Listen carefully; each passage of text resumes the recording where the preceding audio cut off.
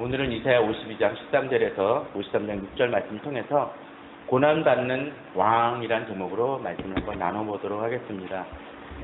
사실 고난받는 왕이란 제목은 사실 적절한 제목은 아닐 것 같아요. 원래 원제 제목은 뭡니까? 고난받는 종입니다. 그러나 사실 본문의 내용을 잘 살펴보게 되면 고난받는 왕이란 제목들이 더 적당할 듯 싶습니다. 여러분들에게 있어서 좀 그런 생각을 해봅니다. 고난받는 왕이라는 얘기를 들었을 때 이 고난이라고 왕이라는 말은 이 대조라고 될까요? 어울리는 말은 사실은 아닙니다. 그러나 세상은 정말로 일치되는 걸 원합니다. 왕은 빛나야 되고 존귀함을 받는 것을 원합니다. 예컨대 한번 이런 경우를 한번 생각해 보십시오. 호텔에 좋은 차를 끌지 가지 않냐고 좀 안 좋은 차를 끌고 나가면 어떻게 되겠습니까? 사람들이 최소한 무시는 안 한다 할지라도 와가지고 뭐 매니저가 나와서 직접 반기거나 그런 일들은 아마 없을지 모릅니다. 제가 아는 어느 목사님이 있습니다. 전도사 때부터 해가지고 차를 끌고 다녔는데 누구에게서 중고차를 받아가지고 10여 년간을 티코를 끌고 다녔었습니다. 담임 목사로 부임을 하고서도 그 차를 계속 끌었습니다.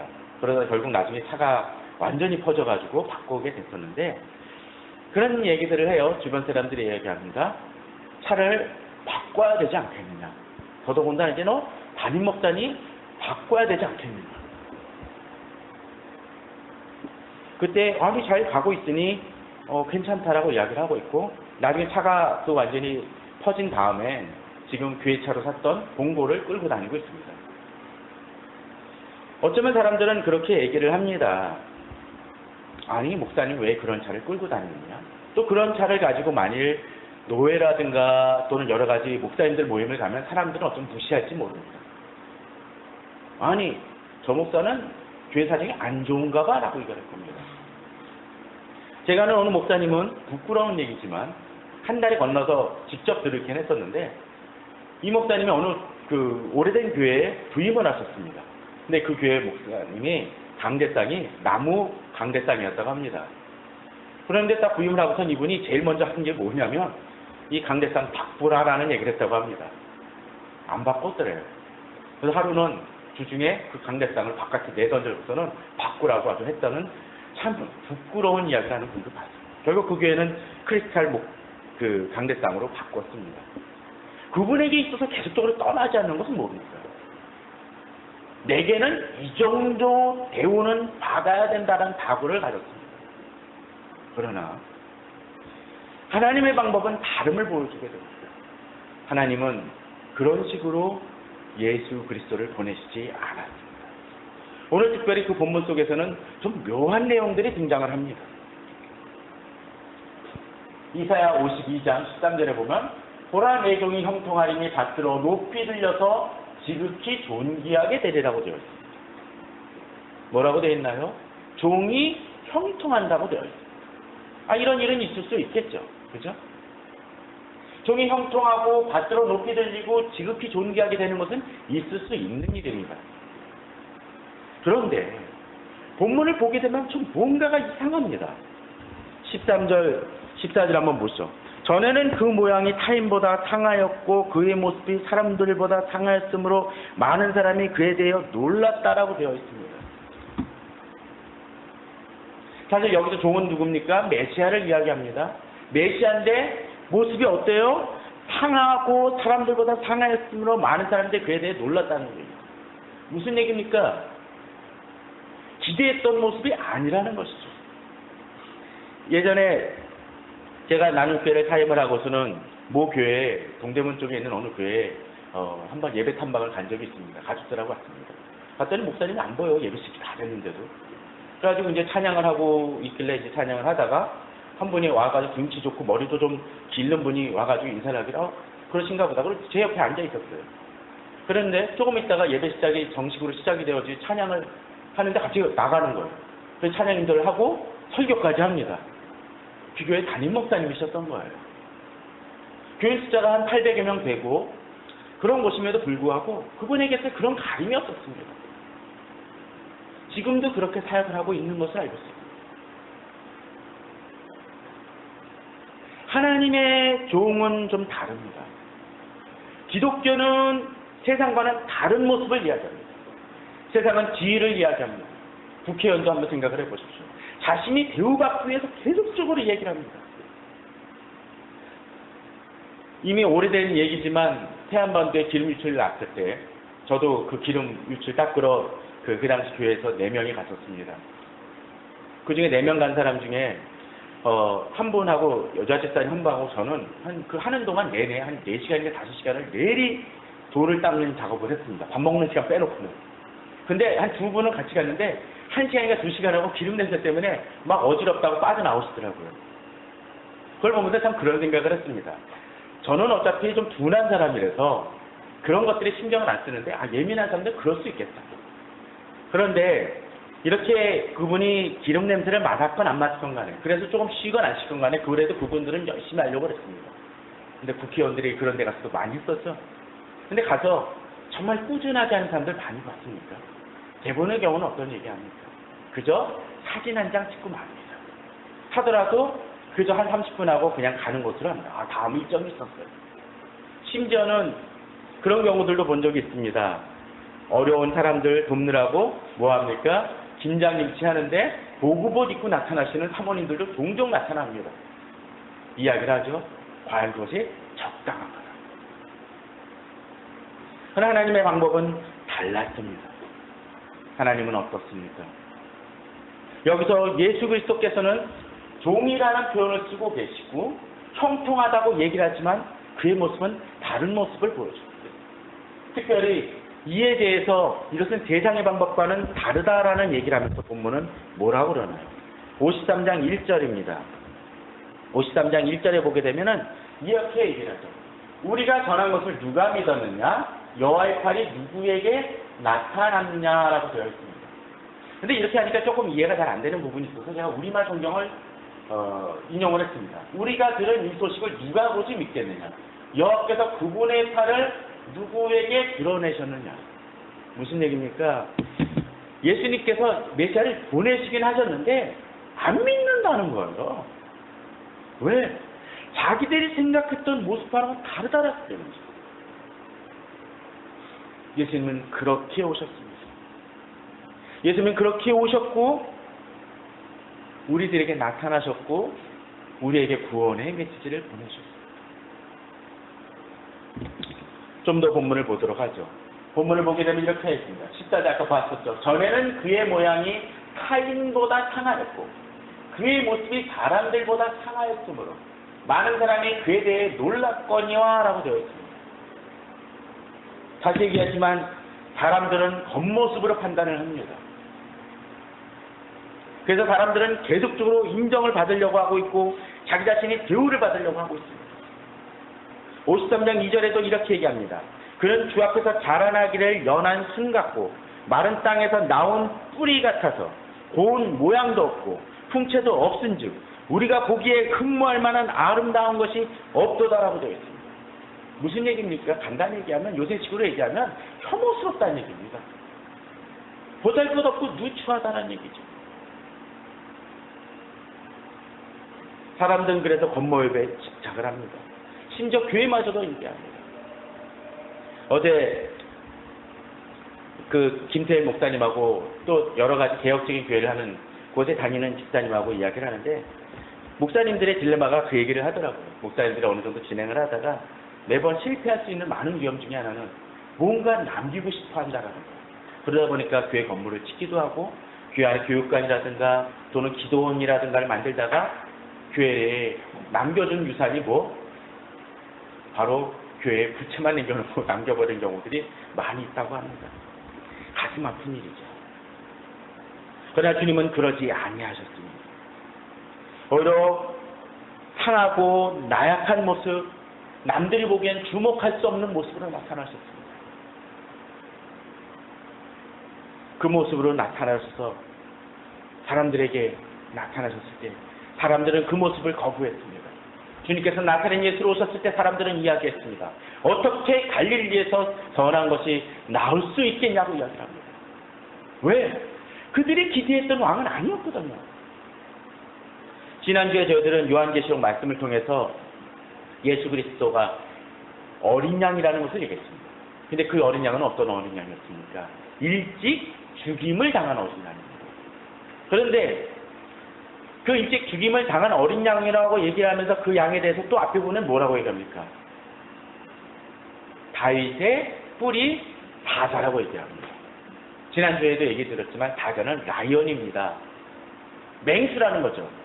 근데 그 맹수가 그들에게 나타나기는 어린 양입니다. 그냥 양도 아니고 어린 양이고 죽임을 당해서 더 이상 쓸모없는 양, 희생을 당한 양으로 오셨습니다. 오늘 본문은 동일하게 또 이어집니다. 볼품없는 사람이라는 거죠. 능력도 없어 보이고 오히려 꺾으면 바로 상할 것 같은 그런 놈입니다. 마른 땅에서 나온 뿔입니다.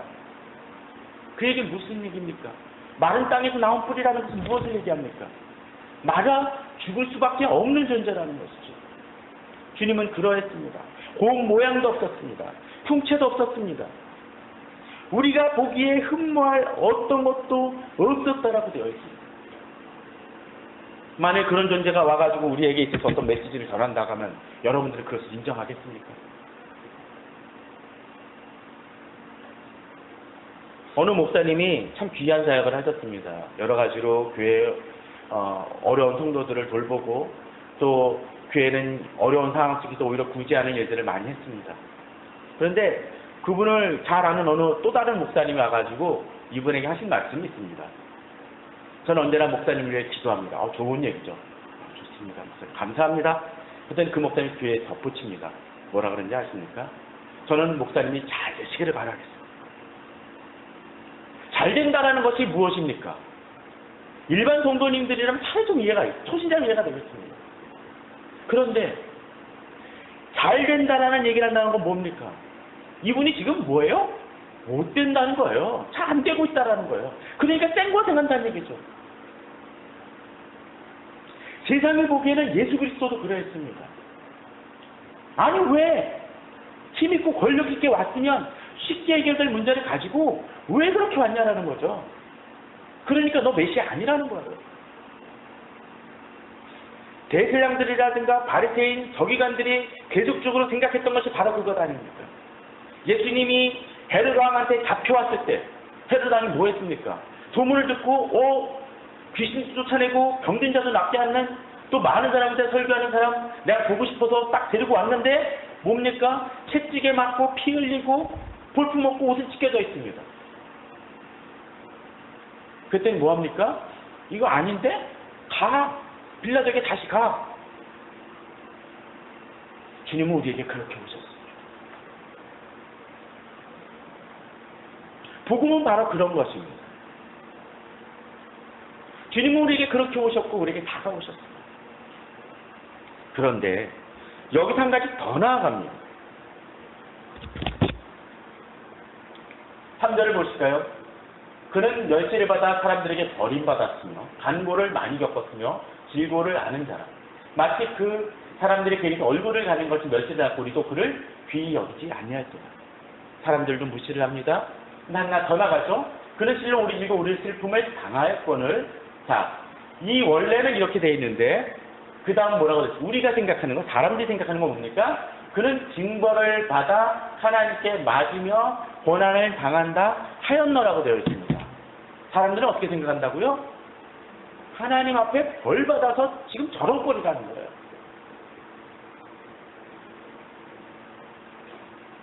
예수님이 바로 그런 모습을 당했어요. 우리는 멋진 예배당에서 멋진 악기와 또 멋들어진 말씀과 세련된 말씀을 접하고 있지만 오신 주님은 그렇지 않았습니다. 볼품이 없었습니다. 예수님에게 크리스탈 강대상은 불구하고 나무 강대상에도 있었습니까? 제가 아마 이 강대상을 고집하는 이유 중에 하나 그것도 있습니다. 왜? 그것이 본질이 아니기 때문에 그렇습니다. 진정으로 중요한 것이 무엇입니까? 어쩌면 한국교회는 그것을 잃어버리고 있는지 모릅니다. 우리 성도님들도 그것을 잃어버린지 모릅니다. 주님은 그렇게 오신 분이 아닙니다. 오히려 그런 예수님을 외면을 하고 포장된 예수님을 원하는 경우들이 많이 있습니다. 그러한 원칙이, 그러한 예수님을, 그러한 교회를 찾다 보니까 형제들을 대할 때도 마찬가지입니다. 기준이 무엇입니까? 잘 되면 복 받은 것이고, 잘 되면 하나님 아버지 또 예수님 잘 믿는 것이고, 못 되면 뭐합니까? 저 사람 벌 받아서 그래. 어려운 일이 생기거나 꼬인 일이 생기면 벌 받아서 그래. 목사님들마저도 성도 수로만 생각을 합니다. 중요한 건 무엇입니까? 주님 앞에 어떤 모습이냐가 중요한 것입니다. 우리가 할 생각이 중요한 것이 아니라 무슨 생각이요? 실로 뭐냐라는 거예요. 우리는 그것을 놓치고 있습니다. 다다음 주에 일그러진 한국교회의 얼굴을 얘기하지만 본질은 바로 그것입니다. 답은 이미 뻔합니다. 단지 그것을 수용하느냐 안 하느냐라는 거죠. 그걸 가지고 단체톡으로 목사님도 여러 얘기를 하다가 제가 그런 톡을 했습니다. 문제는 그것인 것 같네요. 끝나고 나서 어느 목사님이 끝나고 나서 이것이 얼마나 변화와 도전의 기회가 되는지 성도님들이 받고 나가는지가 중요한 것 같습니다라고 얘기를 하시길래 전 단톡에 글을 남겼습니다. 저는 다른 분들보다도요, 그 짐을, 그 답을 제가 끌어안느냐가 사실 되면 거 숙제입니다라는 얘기를 했습니다. 중요한 건 그것입니다. 지금 내게 우리 주님이 어떠한 모습이고 또 내가 추구하는 것이 무엇인지를 보내라는 것입니다. 그러나 사람들은 얘기합니다. 그 잣대로 이야기합니다. 지금의 열매만을 바라보면서 이야기합니다. 그러니까 일이 꼬이고 교회가 어수선해지고 본질이 흐려지는 것입니다. 그러나 답은 무엇입니까? 오늘 본문에 이야기하듯이 우리의 생각이 아니라 본질은 뭐요? 우리의 질고를 지고 우리의 슬픔을 당하였다라는 데 문제가 있는 것입니다. 그렇습니다. 우리 주님은 다른 게 아니라 나의 죄를 짊어지신 분이시죠. 우리의 질고를 지신 분이십니다. 그러기에 오늘도 우리가 주님을 만날 때 있어서 무엇보다도 주님, 나의 죄를 짊어지신 분, 나를 구원하신 그 주님을 기억하며 찬양하는데 우리의 모습이 있어야 됩니다. 여기에 우리의 담대함이 있습니다. 여기에 우리 기쁨이 있습니다. 저는 우리 성도님들이 그것을 믿고 나아가시기 바랍니다. 그러나 우리들은 마주 착각을 합니다. 정말 저는 이 말씀을 보면서 묵상하면서 참 도전받았던 것 중에 하나는, 그런데 우리 주님은 사람들의 오해와 사람들의 잘못된 생각과 평가와 비난에도 불구하고 이것을 어떻게 하십니까? 모든 것을 감수하고 계시다라는 거예요. 거기에 대해서 토를 달고 계십니까? 안 달고 계시다라는 거예요.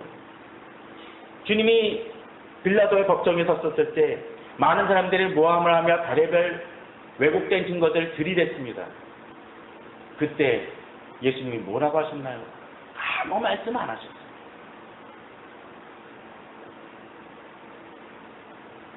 어쩌면 우리에게도 그러한 것들이 필요할 때가 있습니다.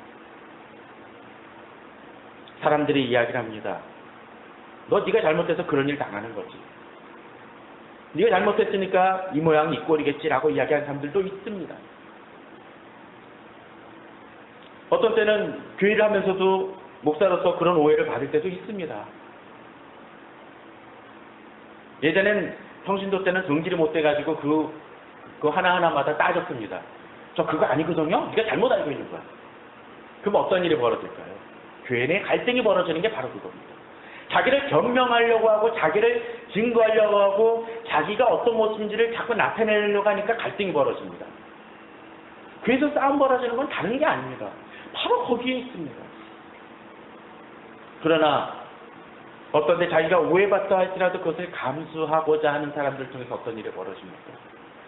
기다림과 또 비록 오해가 있다 할지라도 그 모든 것을 짊어지는 모습을 통해서 교회는 하나 되어지고 교회는 화목되어지고 더욱더 주님의 모습처럼 나아가는 것입니다. 주님은 바로 그러한 분이셨습니다. 그러게 주님은 5절에서 또 이렇게 얘기를 하십니다. 그가 찔림은 우리의 허물 때문이다. 그가 상함은 우리의 죄악 때문이다.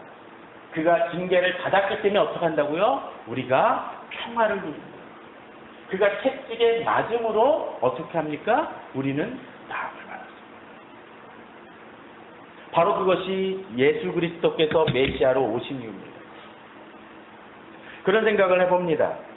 앞서 이야기를 들었던 것처럼 어떤 사람이 어떤 정치 지도자가 어떤 현장에 가가지고 한번 일을 한다고 해봅시다. 할 수 있어요. 그죠? 그런 분들 중에도 열심히 일하는 분이 있습니다. 그러나 그분들이 하는 것은 무엇입니까? 한두 시간입니다. 그러나 진정으로 낮아지는 사람은 어떻습니까? 그 일 속에 깊숙이 박히는 것입니다. 저는 봉사활동을 별로 나가본 적은 없지만 딱 크게 한 2번이었던 것 같아요. 그 태안반도 때랑 신학교 다닐 때 강릉에 수해가 벌어져서 한 번 갔습니다. 그래서 막 물에 잠기고 난리가 났었습니다. 근데 하필 제가 맡은 지역이 어떤 지역이냐면 지하 노래방입니다. 혹시 그런 데 가보셨는지 모르겠어요. 불이 안 들어와요. 거기다가 노래방 가면은 보통 의자가 뭡니까? 소파입니다. 소파가 어떻게 됐나요? 물에 젖었습니다. 물에 젖으면 어떻게 할까요? 무게가 몇 배가 되어지죠. 거기다가 며칠 묵었으니까 냄새는 냄새대로 시궁창인데 온갖 쓰레기. 거기다가 하나하나 나오는 TV 브라운관. 그 당시는 LCD도 아니죠. TV 브라운관입니다. 그걸 들고 하는데 아주 그냥 죽을 고생을 한 적이 있습니다. 그리고 그 신발들, 거기 신었던 신발이나 옷은 더 이상 못 신습니다. 완전히 썩어 들어가 버리기 때문에. 진정으로 깊이 들어간다는 것은 사실 그러한 것입니다. 우리 주님은 그렇게 오셨습니다. 왕임에도 불구하고 잠깐 하시는 것이 아니라 끝까지 가셨습니다. 끝까지 어디 십자가에 달려 죽으시고 잠시 그냥 누구 얘기대로 잠깐 기절했다가 깨어난 것이 아니라 무덤 속에서 들어가셔서 더 이상 소망이 없는 지경까지 가셨다가 오신 것입니다. 요새 극한 체험, 극한 직업 하지만 그런 극한 직업은 없습니다. 체험은 없습니다. 우리 주님이 누구를 위해서? 나를 위해서 그러셨다는 거예요. 나의 죄를 짓는 것이죠. 그러나 사람들은 그때 그랬습니다. 너 왜 그 짓을 하느냐라고 얘기합니다. 우리는 십자가에서 그 사건을 한번 생각해 보십시오. 우리가 보통 보는 성화들은 예수님의 모습이 어떻습니까? 그래도 가릴 때 가렸습니다. 그 당시는 어때요? 그게 없었다라는 거예요. 자기보다 못한 존재가 나를 비난할 때 그것만큼 기분 나쁜 때 없습니다. 그러나 주님은 그 모든 것을 다 보았습니다. 그것으로 인해서 우리가 지금 이 자리에서 예배를 드릴 수 있는 것입니다. 구원을 그리고 주님의 평안을 누릴 수 있는 바로 그 십자가에 내가 달려야 되는데 주님이 대신 짊어지심으로 우리가 그 자리에 있게 된 것입니다. 우리가 누리는 축복은 바로 그것입니다. 그런데 이런 얘기를 드리게 되면, 이런 설교를 하게 되면 대부분의 분들은 어쩌면 그럴지 모릅니다. 저 이미 믿고 있습니다. 맞습니다. 믿고 있습니다. 그런데 문제는 또 하나가 있습니다. 그렇게 믿고 있음에도 불구하고 우리들의 삶은 참 많은 경우에, 성도들의 경우에 있어서는 힘들고 지쳐있는 경우들이 많이 있습니다. 힘들어하고 답답해합니다. 이렇게 있다 보면은 평일에 상담 오는 분들이 있습니다. 자기 열심히 믿는다고 하지만 실제로 와서는 눈물, 콧물을 쏟는 분들도 종종 있습니다. 저 주님이 주신 평안 제가 누리고 살아라고 하면서 콧물을 흘립니다. 왜 그렇습니까? 구원자이시긴 한데 그 구원의 하나님이 지금 내게 역사하시는 분인가라는 그 고민이 남아있다는 거죠. 아니 천국 갈 때까지 천국 가는 건 확실한데 지금 천국 갈 때까지 이 기간이 내게 미치겠는 거예요. 그런데 주님은 과연 그러하십니까? 한 가지를 더 보여주십니다. 이번 주 매성경 PT 본문이기도 합니다. 전 이 PT 본문을 보면서 참 은혜가 많이 됐습니다. 시편 68편은 승리의 본문이 등장을 합니다. 특별히 1절에서는 여성들이 이 모든 것을 찬양을 합니다. 무슨 얘기입니까? 지금 잘못 얘기하면은 여성 혐오다 그런 얘기 들으니까 잘못 오해받을 수 있는데 그게 아니라 당시에는 인권적인 측면에서 여성들의 인권이 좀 떨어지는 면이 있었습니다. 그런데 그분들이 어떻게 합니까? 여성들이 더 앞서서 찬양한다는 것은 정말로 그들의 위치가 바뀌어졌다라는 거예요. 그런데 그 하나님이 이제 5절에 보게 되면 그렇게 많은 열국을 물리치신 하나님이 어떻습니까? 그의 거룩한 처소에 계신 하나님은 누구의 하나님? 고아의 아버지시며, 고아가 누구예요? 아버지가 없는 사람입니다. 구약에서 가장 힘든 사람이 세 부류가 있죠. 고아, 과부, 나그네입니다. 특별히 이방인 나그네. 그런데 여기 두 가지가 바뀌었어요. 고아의 아버지라는 얘기입니다. 아버지가 없는데 아버지가 있습니다. 그 다음 뭡니까? 과부의 재판장. 우리 신약에서 있지 않습니까? 과부가 불의한 재판장에 가서 계속적으로 돌르죠. 왜? 기댈 데가 거기밖에 없으니까. 그런데 하나님이 어떻게 하십니까? 고아의 아버지가 되시고 과부의 재판장이 되십니다. 이 얘기는 무슨 얘기입니까? 하나님이 연약하고 힘없는 이들의 편에 하신다는 것입니다. 유명하신 존 스토트 목사님이 그런 얘기를 하셨어요. 하나님은 가난한 자를 편에 하신다는 얘기. 아니 편에 이거는 그럼 무슨 뭐 민중신학이나 해방신학을 얘기하는 거니까 아닙니다. 무슨 얘기냐면 진정한 정의는 무엇입니까? 힘없는 사람한테 힘을 더 실어주는 게 사실은 정의입니다. 힘 있는 사람은 이미 힘이 있어요. 그러나 힘이 없기 때문에 떡 하나라도 뭐라도 더 줘야 공정한 게임이 됩니다. 지금은 금수저, 흑수저의 문제가 뭐에 있습니까? 결국은 똑같이 출발하는 게 문제입니다. 그러니까 어떻게 돼요? 이미 금수저를 가졌다는 건 10m, 20m를 앞서서 출발한다는 얘기입니다. 그러니까 게임이 안 되는 거죠, 매번. 저는 경제 논리만을 얘기하는 것이 아니라 주님은 지금 내가 고통받고 힘들어한다면 주님이 더 가까이 계시다라는 것을 본문은 보여준다라는 거예요. 그렇습니다. 주님은 구원의 하나님만이 아니라 지금 나의 문제에 개입하시고 돌보시는 하나님이십니다. 뒤에도 나오죠. 하나님의 고족한 자들은 가족과 함께 살겠습니다. 멋지지 않습니까? 혼자가 아니라는 거예요. 그 사람에게 제일 필요한 게 뭡니까? 가족입니다. 두 번째 뭡니까? 갇힌 자들은 이끌어내서. 갇힌 게 어떻게 됐다는 것입니까? 이끌어내져서 해방이 되어졌다는 얘기입니다. 그들이 어떻게 해요? 형통하게 됐다는 거죠. 그 축복이 누구에게? 우리들에게 임했다는 것입니다. 우리 주님은 나를 구원하셔서 마지막 때 천국에만 가시게 하는 것은 기본사항이고 그 안에서 누리게 하신다는 거죠. 자기 아들을 아끼지 아니하시고 우리에게 그 모든 것을 주신 하나님이라고 얘기합니다. 아들까지 주셨다면 그 나머지도 당연히 주시는 하나님이시라는 거죠. 우리는 그것을 잊기 때문에 힘들어합니다.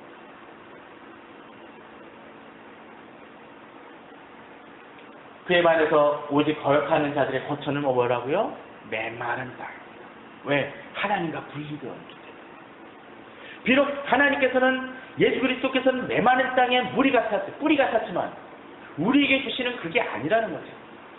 저는 이 구절이 더 특별히 은혜가 됐습니다. 날마다 우리 짐을 지시는 주 곧 우리의 구원이신 하나님. 우리 구원이신 건 동의하죠. 그렇죠? 그런데 또 어떤 사람이 와가지고 내가 어려울 때 어떡합니까? 잠깐 도와줍니다. 그렇게 위로가 되죠. 힘을 얻습니다. 우리는 지난번 욥기를 공부할 때 그런 부분을 했습니다. 욥의 친구들이 어떠했습니까? 와가지고 며칠?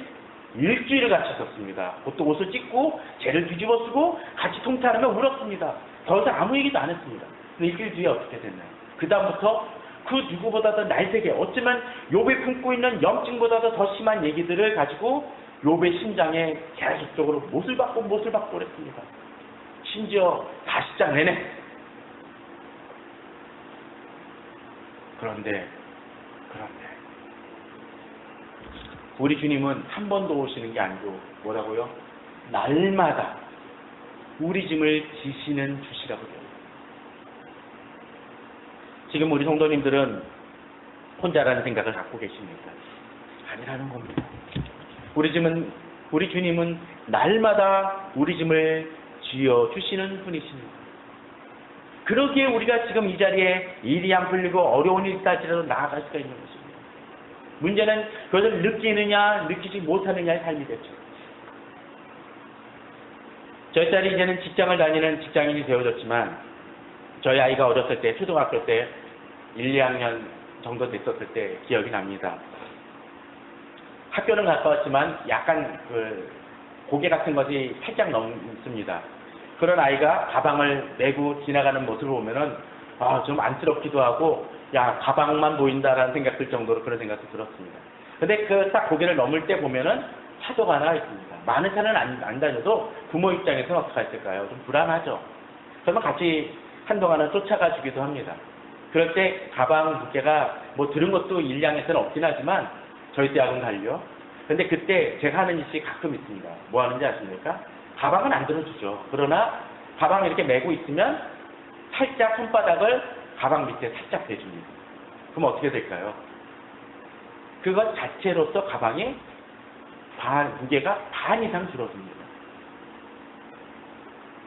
저는 그때 그 생각을 하면서 이 설교를 준비를 하면서 우리 주님께서 바로 그러한 모습으로 아니 그 이상으로 지금 나의 짐을 돌보고 계시고 들어주고 계시다는 생각을 해봅니다. 문제는 느끼느냐 느끼지 못하냐. 우리 딸이 별로 의식하지 못하고 갔던 것처럼 우리 주님은 그렇게 나의 짐을 대신 짊어주시고 돌아보아 주십니다. 그것을 깨달을 때 우리의 삶은 달라집니다. 고난받았던 그 주님께서 이 세상 친구들 또는 심지어 이 목사인 나도 계속적으로 꾸준히 몇 년간 돌봐주는 성도님들도 있고 하지만 그분들조차도 어떤 때는 제가 제대로 돌보지 못할 때가 있을지 모르지만 우리 주님은 어떻게 하신다고요? 날마다 우리 주님은 그렇게 나를 돌아보아 주십니다. 바로 그 믿음으로 지금 나의 문제를 주님께 맡기시며 나가시기 바랍니다. 물론 근심이 없을 수는 없겠죠. 그러나 저는 가끔 그리고 자주 얘기를 합니다. 근심에서 바꿀 수 있는 것만 근심해야 됩니다. 그러나 근심에서 바꿀 수 없다라면 오히려 맡기며 살아야죠. 그런데 진정으로 예수 그리스도의 구원과 또 이렇게 주님께서 나의 짐을 짊어지시는 분이심을 깨닫는 사람은 공동체 속에서 다른 삶을 삽니다. 어떨까요? 그 기쁨을 누리면 이제 그 기쁨대로 우리는 예수 그리스도의 제자이기 때문에 다른 모습을 살다라는 거죠. 갈라디아서 6장 2절을 보면 그래서 이렇습니다. 너희가 짐을 서로 지라. 누가 그랬기 때문에 예수 그리스도께서 나의 짐을 짊어주시기 때문에 그게 어떻게 해요? 그리하여 그리스도의 법을 성취하라. 왜? 바로 그것이 그리스도의 말씀인 거예요. 주님이 나의 짐을 대신 짊어주셨기 때문에 우린 예수 그리스도의 자녀이고 하나님의 자녀이기 때문에 하나님의 몸이기 때문에 바로 우리는 그 뜻을 이루어가는 것이죠. 그럴 때 공동체는 더욱더 힘을 얻습니다. 비록 예수 그리스도는 매일매일 못 느낄지 모르지만 어렵고 힘든 이들을 위해서 기도해주고 돌봐주고 어떤 때는 그것을 대신 짊어질 때 우리는 더욱더 주님의 나라를 이 땅에서 경험하며 공동체에서 위로를 받는 것입니다. 진정 믿음의 공동체, 아름다운 공동체는 그 삶을 나눠야 됩니다. 종종 그렇습니다. 목회자가 설교는 세련되게 할지 모르지만 정작 그 말씀대로 주변에 있는 이웃들을 돌보지 않거나 바로 성도들을 돌보지 않는 경우도 많이 있습니다. 저도 그걸 잘 못할 때 많습니다. 그러나 진정으로 주의 법을 선포하는 이들은 바로 이렇게 그리스도의 법을, 그리스도의 짐을 우리들이 서로의 짐을 나누어 질 수 있어야 된다는 것이죠. 성도님들도 마찬가지입니다. 그러할 때 공동체는 아름다운 공동체입니다. 그러나 사람들은 자주 속습니다. 이제 아무것도 되지 못하고 된 줄로 생각하며 스스로 속이면서 자신을 교마하여 다른 사람을 판단하고 규정하고 넌 왜 제대로 못 살고 있느냐고 규정을 합니다. 그렇기 때문에 주님은 뭐라 그러나요? 각각 자기 일을 살피라. 자기 일을 살피지 못하기 때문에 남을 판단합니다. 그 판단이 예수 그리스도를 우리에게 메시아로 오셨던 그 주님을 고난받는 왕이신 그분을 어떻게 네가 네 죄 됐기 때문에 그런 일 당한다라고 규정하고 나아갔던 것이죠. 그러나 자기 일을 살필 때 자랑할 것이 없다라는 것을 깨닫습니다. 5절을 이야기합니다. 그러면서 세상의 짐은 그렇게 많이 하죠. 세상 사람들 어떻게 합니까? 내 짐을 남한테 집니다. 가끔 상담 오시는 분들 중에 그런 분도 있어요. 누구도 모든 사람도 나를 도와주는 사람은 없어요. 근데 저도 힘들 때 힘을 얻는 방법 중에 하나가 있습니다.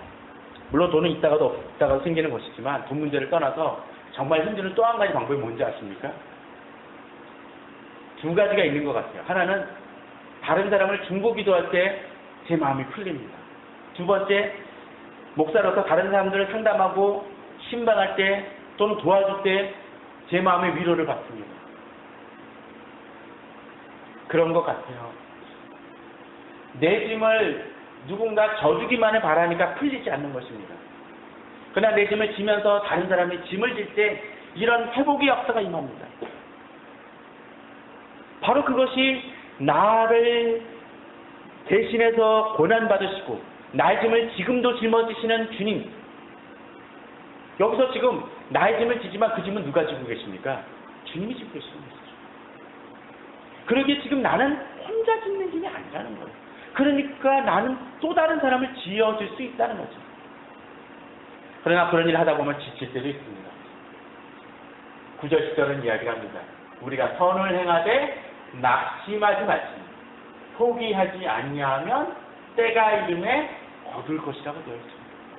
그렇습니다. 제게도 그런 믿음이 있습니다. 주의 일을 행하면서 또 사실은 쉽지 않은 상황 속에서 이 목회를 어떤 때는 하면서 제게 그 믿음이 있습니다. 때가 이름에 거둔다는 것이죠. 문제는 무엇일까요? 주님의 말씀대로 나아가고 뿌리고 있느냐라는 거죠. 제가 헛된 것을 뿌리면서 거두길 바란다는 건 도둑놈입니다. 이 시대 교회들이 가끔 그런 모습들이 있는 것 같아요. 성도들 중에도 그런 것 같아요.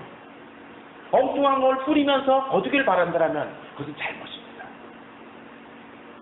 그래서 우리는 힘을 얻으면서 마지막 절 이야기합니다. 우리는 그래서 지혜 있는 대로 모든 이에게 착한 일을 하며. 그렇습니다. 저는 우리 성도님들 오늘 고난받는 왕이셨던 예수 그리스도를 생각을 하면서 그분으로 인해서 예수 그리스도를 통해서 우리가 구원받았고 또 그것으로 인해서 우리는 어떻게 해요? 이제 날마다 우리 속에 있는 답답함 또 어떨 때는 모함받고 오해받는 상황 속에서도 주님 의지하여 믿음으로 평안을 누리며 나아갑니다. 그리고 그것이 나에게만 머무는 것이 아니라 내 형제들을 도움으로 나아갑니다. 그리고 이제 그러한 일들에 대해서 더욱더 힘써 나아감을 통해서 결국은 때가 되면 주께서 주시는 그 축복을 또 그 열매를 누리시는 우리 성도인들 되시기를 주님의 이름으로 축원합니다. 다 같이 기도하겠습니다.